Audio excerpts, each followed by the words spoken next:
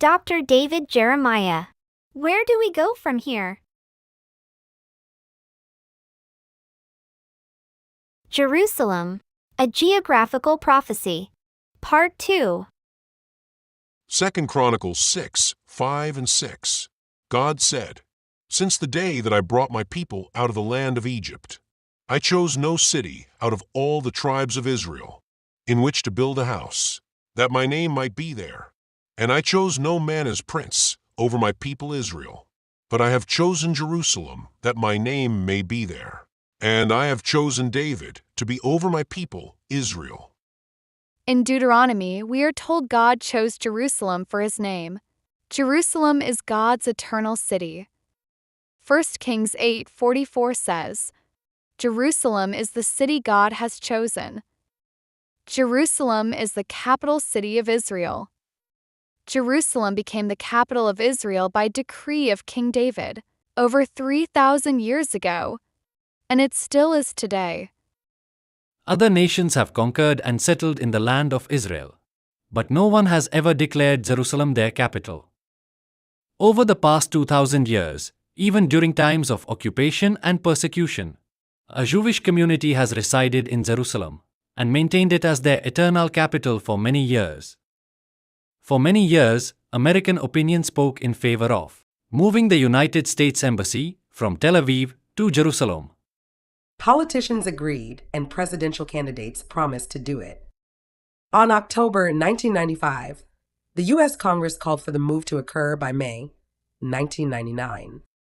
But the decision was made not to, for fear of security reasons if they did.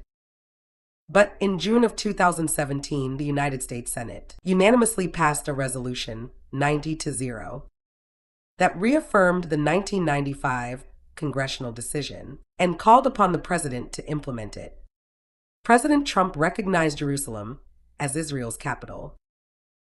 6 months later, the embassy was moved, and the critics whined and complained about it.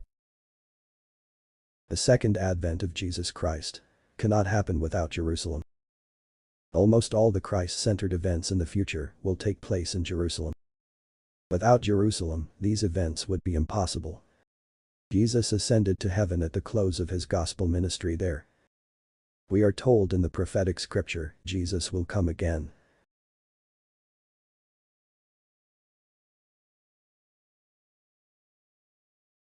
He will come again, and his feet will touch the Mount of Olives from which he went back to heaven.